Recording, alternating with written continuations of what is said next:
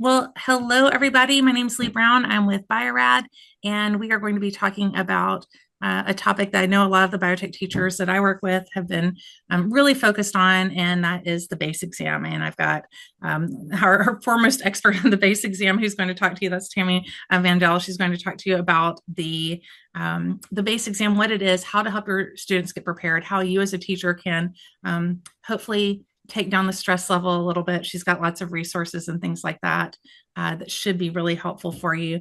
We'll also have Jennifer Lazar here talking about some resources that she's working on and a kind of an ongoing support group that she's forming. And if any of you are currently giving your students the BACE exam and you have tips and tricks to share, we're going to have time at the end, and I'd love to hear more from you about things that you know have worked. And of course, Tammy and Jennifer are here, and other teachers as well, to answer questions about things that you might have specific questions on. So we'd like to make this interactive and enjoyable, and hopefully we get all your questions answered. But if you don't hear, if there's something that you need to know, I'll be monitoring the chat, so please go ahead and put it in there, and I'll chime in and interrupt Tammy as needed. And then Tammy, you're welcome to take it away. Wonderful. Thank you so much, and I really appreciate everybody being here today. I know you're off to your early days or weeks of teaching, and definitely a busy time for you. I just want to confirm you can see my screen. Awesome. Yeah. Okay, so let's just dive right into it. I'm going to talk a bit about the BACE, of course, and kind of briefly cover the administration of the exam. I don't want to go, I'll do it rather quickly because I know not necessarily you all want to register to take it, but if you do, you can always come back with questions but hopefully it's pretty straightforward. Then I'm actually going to talk about a few of the topics where I see candidates struggling more on the BACE, some of the things that are typically missing from traditional curricula. And so I'll just kind of go over that briefly too. I'm always happy, Lee or any of you, if you ever want me to talk more in depth on any topic, I'm really happy to do so. But with that, let's go ahead and get rolling. I think some of you might have heard me speak in the past, but just real quickly, who am I and who is Biotility at the University of Florida? So Biotility was actually established about 20 years ago as a workforce talent development center. Of course, we're located in Florida, but we do operate nationally. And we have several different arms. People know us, I think, primarily because of the BACE. But we also do direct industry training. So we offer certificate short courses that are direct to industry. They're also attended by a lot of students, people that are interested in going to work in the industry, and recognize that that just wasn't part of their traditional curricula. We do a lot of educator professional development. I'll touch on that a little bit further along as well. And then, of course, today we're here to talk about the BACE. And for any of you that are already familiar with the BACE, you might notice that the name has changed. It's still known as the BACE, the BACE, but it is now an acronym for the Biotechnology Aptitude and Competency Exam. Our board met back in March, and they decided that the original name really didn't cover what they felt was the scope of the exam. So it has now been renamed, but it is still the BACE. We kept that acronym the same. So what is the BACE? And for those of you that haven't heard of it or aren't familiar with it, it is a national industry recognized credentialing exam. It was created, about 15 years ago, if not more now, really with a framework that was developed by an industry advisory board. That board is a national board, and they do meet annually to review each year's versions, and that's plural because we have to put out 3 versions of the exam each year to make sure that it stays relevant to the industry needs. But initially, it was the outcome of what we call a DACUM analysis. And what that is a process where you bring together people who work in these roles and you tease out what are the critical competencies and skills that are needed to be successful in your job.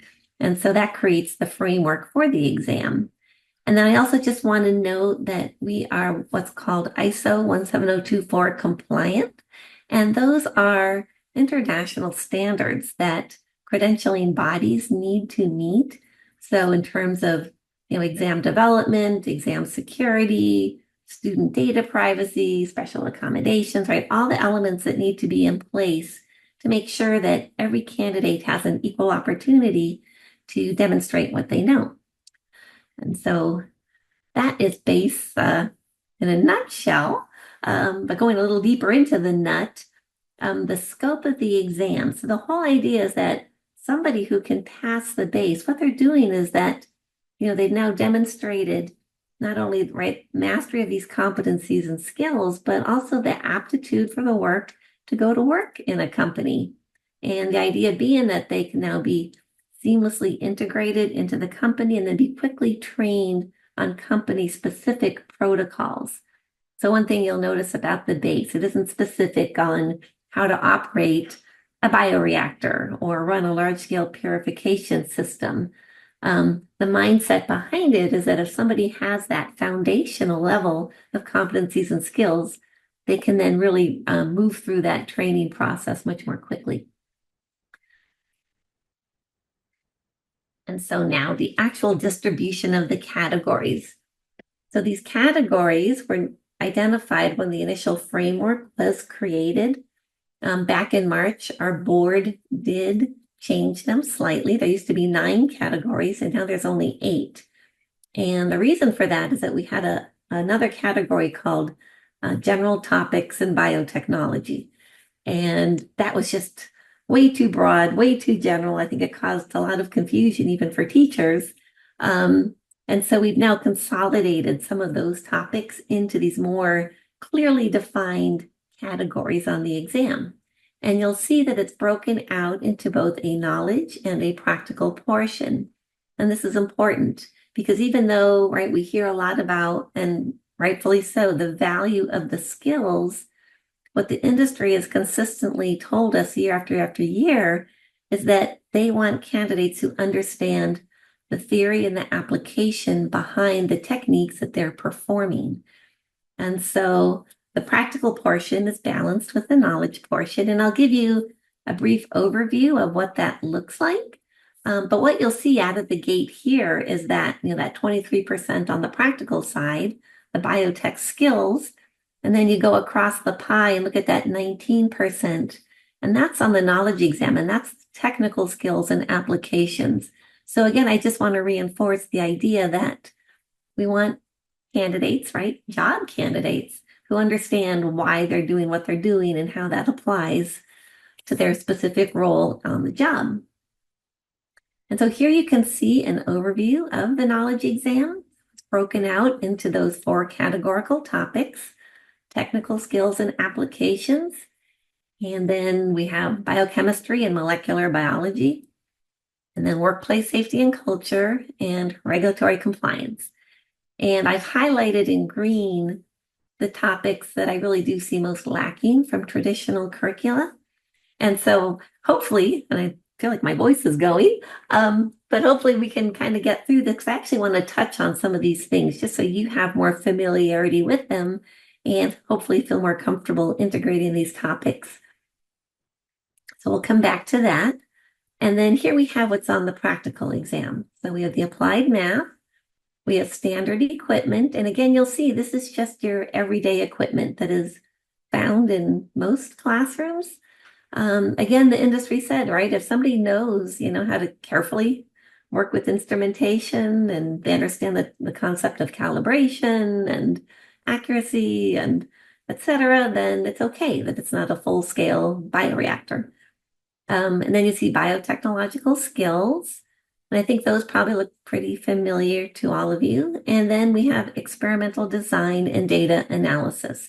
So that speaks more to the research and development side of a company, or of course, BACE credential learners also go to work in research labs or research institutions. So there is a section on the exam that covers that as well. I am not sure if anybody on or in this webinar right now is a Project Lead the Way teacher. But if so, I do want to just touch on this briefly, they did a gap analysis of the BACE and then the biomedical science curricula. And they found that students that have gone through or completing the medical interventions course are very well prepared to sit for the exam. And again, when I come back to looking at the gaps, it's those same green items that I mentioned earlier, right? That regulatory compliance, understanding the industry culture, the departmental roles. So again, I'm hoping that I can get onto that and touch on that rather quickly. I'm going to share this presentation, so I'm going to go through this portion very quickly because I really don't know if anybody here is project lead the way or not. But basically what we did was We've go got at through least and one, Tammy, but I haven't seen anyone else. So okay. So we'll just kind of touch on real quickly, right? So PBS and BASE, there's some alignment. HBS, this is where they found the least alignment, but you can still cover topics such as the math skills and some of the other techniques. MI, like I said, initially is really where a lot of the meat of the BASE is covered. Not that the first two courses don't provide a foundation, right, to anchor this on. So again, for the Project Lead the Way teacher, I'm happy to share this so that you have that. But I think for other people, it's probably going to be less relevant. So we'll skip through that because I think that we can circle back or focus a little bit more on some other topics. This is relevant, I think, to all teachers. I know that Jennifer and Lee and even UF Biotility has a lot of resources that we can share to help you. But I did ask teachers, like, what are some of the materials and supplements that you use to help prepare your students for the BASE? And so, of course, they mentioned, right, the Innovate Bio website and the curriculum that is there. IBTE is a course that we do. You can probably read through this, right? The Kirk Brown Biotech textbook. There's that. And then here's some other resources that they also use as well. And so, there's a lot of, I think, resources out there. I know Jennifer and Lee and Innovate Bio, right, are really working to help consolidate this and make this more useful to you rather than trying to sift through it all on your own. So here's the million-dollar question, and I hope you don't all gasp. It's the pass rate of the BACE exam. And so I do want to just note that the national board sets the difficulty level of the exam. Because again, what we're doing is we're, setting the criteria of, right, and they define this as the minimum competencies and skills because they're hiring people that are going to be making products that directly impact a human life. So they want them, again, to understand what they're doing, why they're doing it, and actually what they're doing, right, how they're doing it. Historically, the pass rate for the BASE has been around 50%. During, right, the pandemic years and coming out of the pandemic years, the pass rate declined. And I think we all know, right, we don't have to belabor that point. I think just lost time in the classroom, lost time with hands-on activities. But we did see last year that it bounced back up and, quite nicely. So now we're, above the 50% range. And this is really right in line with a, right, ISO compliant credentialing exam.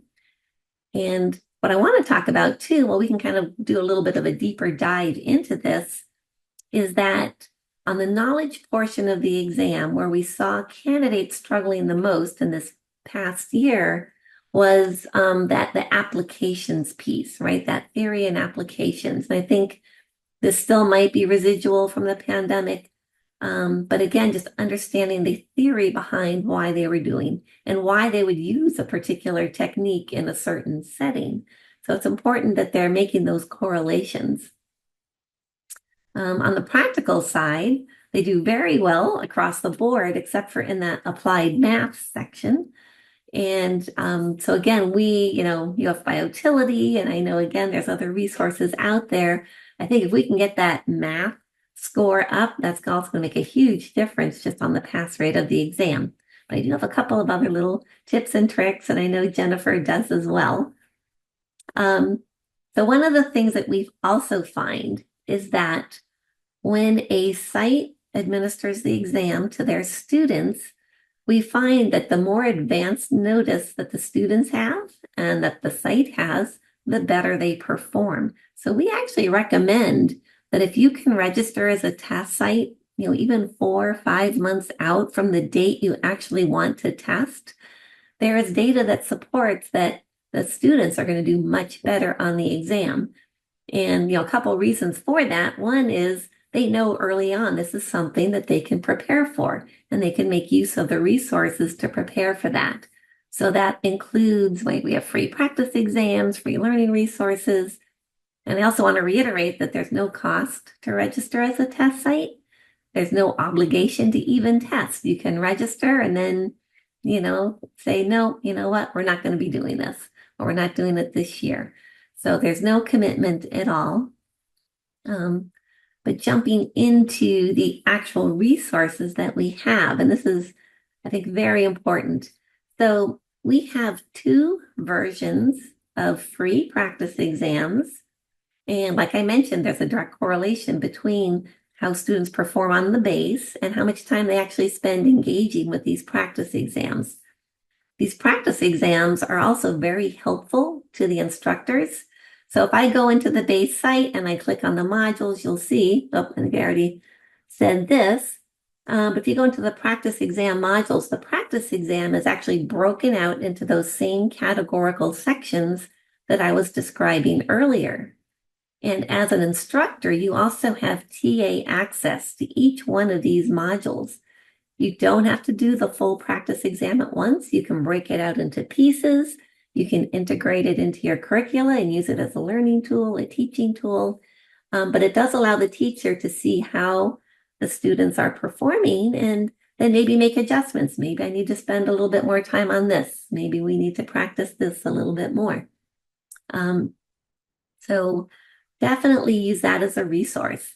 I also want to mention that this year, and this should be coming out in the next couple of weeks, is we're integrating a badging system so that when a student or an exam candidate successfully completes one of those categories in the practice exam, they get a badge. And so this is, it's there as a motivator, it's there as it's still something they can show. Of course, what we're striving for is the full BACE credential. But this really allows them to earn these rewards and, document their progression towards the BACE by earning badges in each one of these categories. And then let's see. So some other resources that we have extra practice for the applied math. We have job interview resources. We have more BACE resources. So again, we really hope that you can make use of this. And again, there's no cost for this. I mentioned very quickly when I was giving an overview of Biotility, we also do a lot of educator professional development. When we talk about being a talent development center, we realize that we really can't, and the teachers are the golden nuggets in this pathway. The more we can help teachers teach in the context of industry practices, the more talent we're going to have coming out of these programs. I think, especially me, I imagine most of us learned science in the context of academic research.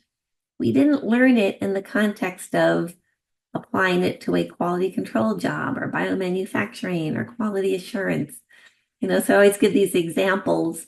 If you're teaching PCR or gel electrophoresis, that's a quality control tool. That's something that we would do in the quality control unit to test the quality of a raw material or a finished product. If you're purifying DNA or purifying a protein like GSP, that's biomanufacturing. And so just giving it a different context rather than just an analytical or research tool, I think even in that just goes a long way in helping students understand these careers and, that these are something that they're very, well equipped to move into. And we also do offer these little virtual lesson series. I don't know if it cut off. I think it's $450 to have all these modules for a year. And then you would use these in your classroom. And it's really just to help teachers, again, integrate this regulatory compliance piece. Because we do understand it's not necessarily your comfort zone. And then, of course, right, the Bio-Rad textbook. So they aligned the second edition of their textbook with the BACE credential. And so it's an excellent resource, for your students, even as a teacher. And then for those that do pass the exam, they are awarded a digital credential. This is verifiable by the employer. It's something that the students can share on social media, right? Resumes, put it in their email signature. It is valid for 5 years. And so usually in that time frame, they've been hired, they're in a job. So it's very rare that we have people come back and actually sit, right, for a repeat of the credential. So what are the jobs that they go into? Really a full variety of positions. So, when I say base, it's right, kind of with tongue in cheek because it does create a base, right, a springboard into a lot of different opportunities. And so BACE credential earners have been hired as quality control technicians, process control technicians, research technicians, et cetera, right? One thing that we do realize, and especially with the secondary programs, is that they're difficult, they're challenging, they're typically, right? A lot of times the students in these programs are already thinking of going to post-secondary education. So the value in this is that, they're typically snapped up as undergraduate research assistants. They typically get paid internship roles. And the added benefit too is that life happens, or maybe they need to work to support themselves as they're continuing through school. They can certainly go to work in the industry or right, even in academia and continue to grow from there. I think the other beauty, and I think I'm probably preaching to the choir here, is that when we think of biotechnology, there's so many different industry sectors. And this really opens the door to so many different pathways for your students, whether it's in the agricultural, healthcare, biotech industry. But the base, again, is a pathway into all these opportunities. And that is reflected. And I always love, and this is just a sampling of companies and organizations that have hired BACE credential earners. You can actually go on, I think it's the innovatebiotechcareers.org website and search for BACE credential earners, and you'll see they're all over the world. But what I love about this is that you look at these companies and they represent all those different industry sectors. There's biopharmaceutical companies, food and juice companies, medical diagnostic, dietary supplements, agriculture companies, right? So it really is not going to limit, the opportunities for your students. And of course, at the end of the day, it has to be valued by the industry. And so again, it really helps reduce the training plan. It mitigates the risk in hiring candidates because they've shown the aptitude for the work. So yeah, I sleep with this under my pillow. I was so excited when they put out this report from the Tech Economy, CSBI, and their Life Science Trends Report, Workforce Trends Report, about a year and a half ago now, where they actually recognized the BACE right as a national credential and that it's really moving the needle. One of the things about the industry is that historically, they really only hired students that had their bachelor's, like a bachelor's in biology or maybe biochemistry. That was the entry into the industry. And they've really recognized over time that those students are not aligned to the actual work that's being done in these companies. And, when you have a credentialing exam that documents that they've actually mastered these competencies and skills, that really moves the bar. And I like to think of a credentialing exam too as a conversation piece because it is what industry said they want. And it also helps now provide a blueprint for how we can teach or better teach our students to meet that bar. And so I think it's a win-win. And yeah, I clearly am passionate about it, or I wouldn't still be doing this. So let me talk a little bit about exam administration.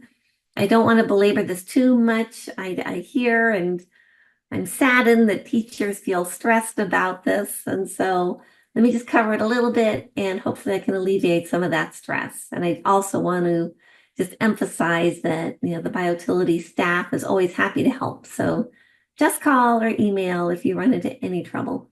So one thing about the BACE is historically it was what we call a paper and pencil exam. It was a knowledge exam and then a hands-on practical.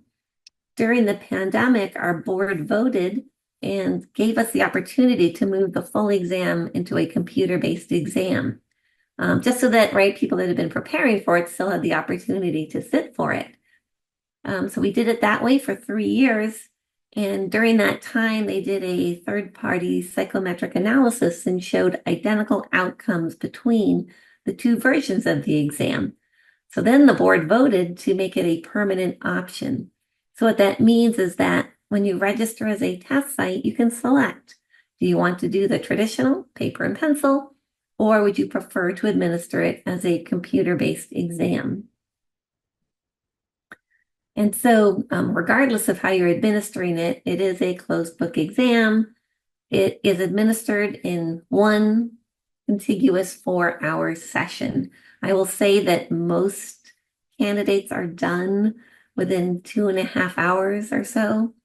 However, we do want to make sure that, right, if anybody, and again, we have a whole separate procedure for any student that has, right, special accommodations, but again, we don't want time to be a pressure, right? So that's that. It is $185 for the first attempt. However, the second attempt is free. And it used to be that it was $150 for the first attempt, and then we charged $50 for each portion of a retake. But we really felt that we were, right, it just creates so much more work for everybody. And so let's just make the second attempt free. And you have to score an 80% above to pass. And again, that is set by the advisory board. And then there's 20-day waiting period between attempts, maximum of 3 attempts per year. And so that's that. And we also send all the materials for the practical portion of the exam. And so that is also included in that price.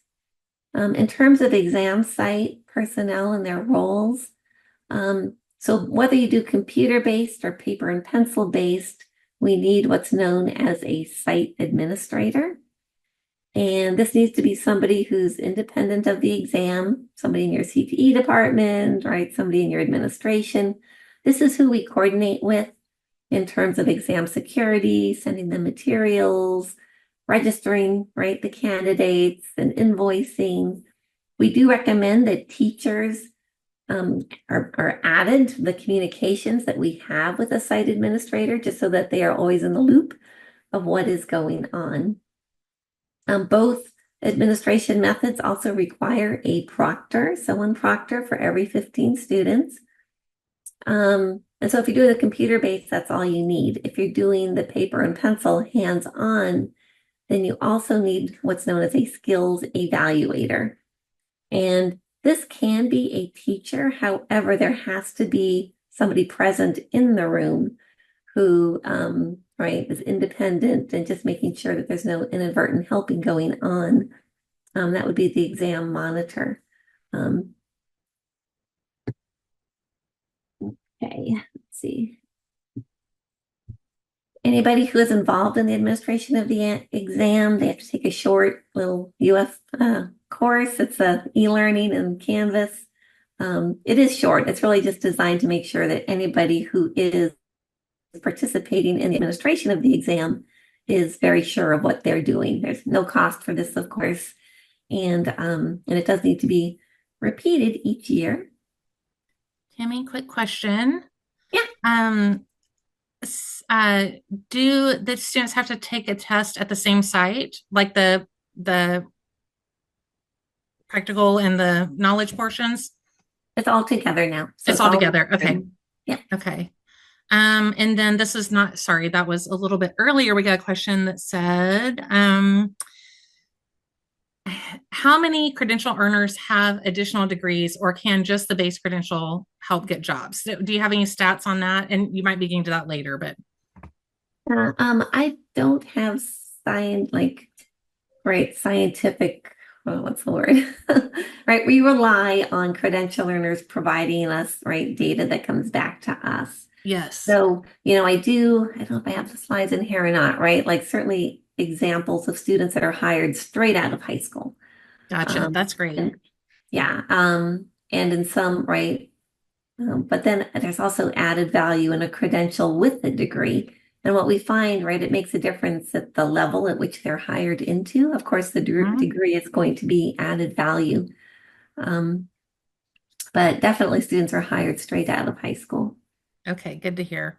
And just a clarification on the previous question, if they are retaking the test, does the second test have to be at the same site, or can they take it at a different site?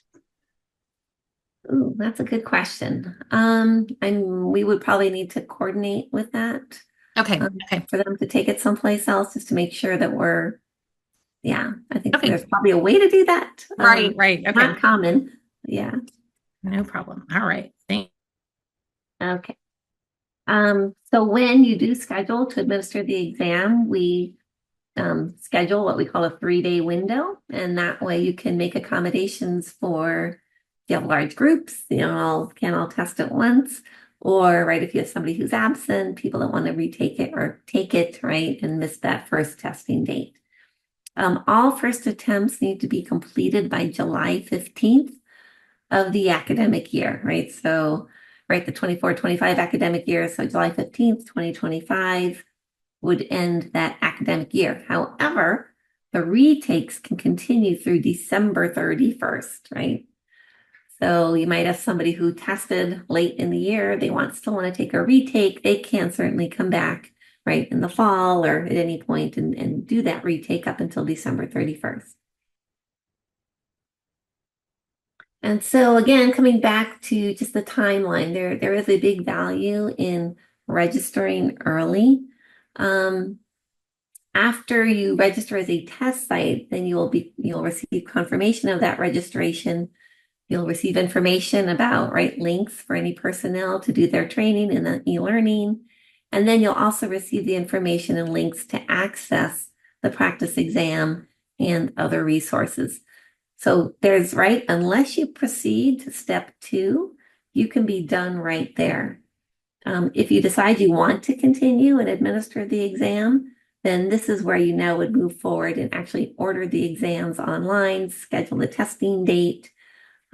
We do have to have the order placed 6 weeks before the test date, and they have to be placed by May. So if you're going to be testing right up until July 15th, you still need to have that order placed by May. And so careers. So where are we? 707. Oh gosh, this is taking me longer than I'd hoped. I'm so sorry. So like I mentioned, the people that have earned the credential go into a whole variety of different careers in the industry. The nice thing about this too is you can come in early. So even if you're hired straight out of high school, if you show the aptitude for the work and the desire to work outside your position description, there's lots of room for growth and lateral movement as well. So really less of a glass ceiling than you would find in an academic arena. When I'm talking about jobs in the industry, and I just want to touch on this real quickly. So when you're making a product that is going to impact a human life, right? A food, a drug, right? Cosmetics that go on your skin, right? All these different products, we have to operate in what we call good manufacturing practices or current good manufacturing practices. And these are actual federal requirements, laws that manufacturers have to follow so that they can ensure that their products are safe, they're efficacious. That means that they do what they claim that they're going to do, and that they have all the quality parameters that they said they would have when that product was approved by the FDA. So it's a different way of working. It's a different culture of working. But once you get used to it, right, it's kind of a no-brainer because clearly, right, your work is important and you could have an impact on somebody's life. So I describe it as control. You're working under a state of control because the idea is that the more control we have in what we're doing, the less chance we have of making a mistake or releasing a product that could cause harm to somebody. And so, like I mentioned, it becomes part of the culture. And I just want to talk real quickly about the departmental roles in the industry, because even if you don't want to do the base, right? In a way, to me, that's secondary. What I really want is to really help communicate these opportunities to students, because a lot of times they just don't even think about them. When I ask students who say, "Oh, I want to work in a company, what do you want to do?" Almost by default, they will say, "Oh, well, research and development," because that's what's familiar to them. Um, However, if you're, working in an R&D department in a company, it's very different than being in an academic setting, um, because you're really working on a very focused process, right? Developing that next blockbuster drug or whatever that product might be that's really going to change the world. So you're determining the raw materials, you're figuring out how to make this product, keeping in mind that what you can do at a bench scale is very different when you now multiply it up, to a 10,000 liter scale. So a lot of work just goes into developing the products. Um, Another piece of the R&D arm is what we call characterizing the product. So when we submit an investigational new drug, right, or product to the FDA for them to consider, we actually have to tell them all the quality parameters. And this is what eventually you see on the label, right, of a drug that you might be taking, right? So how pure can we make it? How strong can we make it? What's its shelf life? Are there any safety concerns, side effects, right? All this information needs to be figured out. So that's also part of research and development. So it's an exciting place to be. But like I said, it's much more directed than, right, just your standard academic research. Working in the quality control unit. So what the quality control unit does is all the testing to make sure that the product meets those quality parameters that they, right, described during the research and development phase. And so this is a really an exciting place to be if you like hands-on, if you like doing different types of assays, because you're going to be testing the raw materials, right, the components, the actual products themselves. And so again, like I said, if you're doing a gel or, right, PCR, even pH, these are all assays that are done in the quality control unit. And we, of course, have the manufacturing unit. So intuitively, they're the ones that make the product. That's going to be different for every product, of course, because they're all different. But you might be working with large scale equipment, right? Bioreactors, purification systems. Maybe you're just preparing the supporting materials that go into the system. But you're also going to monitor the processes and be aware of when things might be trending out of compliance. And this is where the industry says, right, it's so important that we have people who understand what's happening, right? Why we're doing it this way. What is the science and the theory behind what we're doing? And then we have the quality assurance unit, and they're the ones that really help drive compliance to those good manufacturing practices that I mentioned at the very beginning. And so we do this by having everybody using what we call controlled documents, so that we're all following protocols and capturing information in a controlled and in the same way, because it's all that information that's going to go back to the quality assurance unit so that they can then decide whether or not a new product, right, can either be released or if it has to be rejected. And so QA, it's not hands-on. If somebody likes science but doesn't want to do science, then this is a good job for them. All right, how am I doing for time here, Lee? Real quickly with documentation, and I'm going to tell you this because this is on the base. Right, so the documentation that we use in the industry is very specific. So a batch record, that is what we use when we are making something. And it tells us how to make the product. And it also contains blank spaces where we can write in information as we're going through the process. So it's, kind of like your lab book, but much more structured. We're capturing information in real time. And then when you're done making a product, then all that paperwork is going to go back to QA. A test record is used by the quality control department, and that's what they use when they're testing something. So you'd have a test record for doing a PCR, right? Or even measuring pH. Specification sheets are also used by QAs. That contains all the information that a product needs to meet in order for us to release it for sale.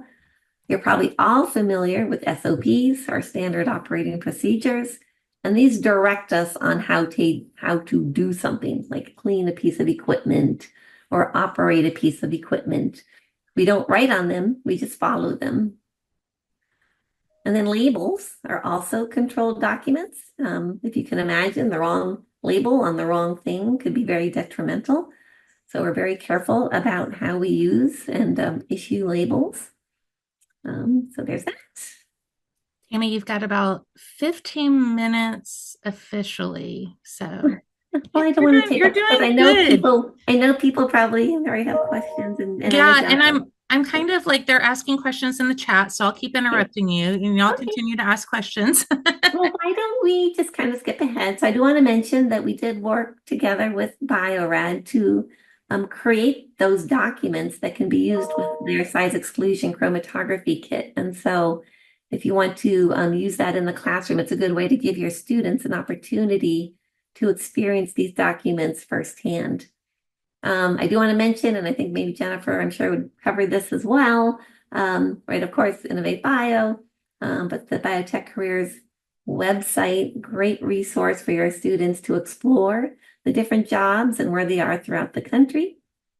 And importantly, right, these are awesome careers. They're high paying, high growth, rewarding, meaningful jobs that I wish students said, I want to work in quality control when I grow up. Or, so they're kind of like their first choice rather than what I think a lot of times it's their default choice if they don't get into grad school or a program of operate. So great opportunities for students.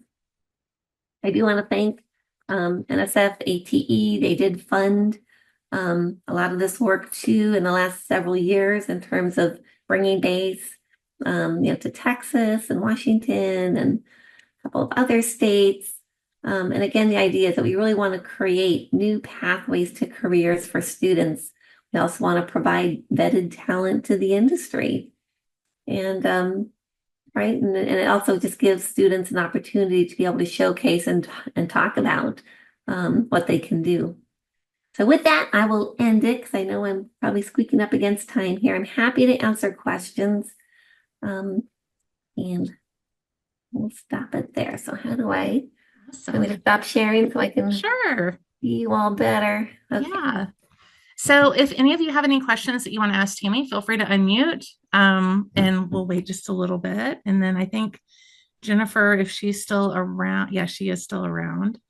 She will share some of her stuff too. Hola, Look at hello. that clean lab you have. I know it's nice, right? I just found it.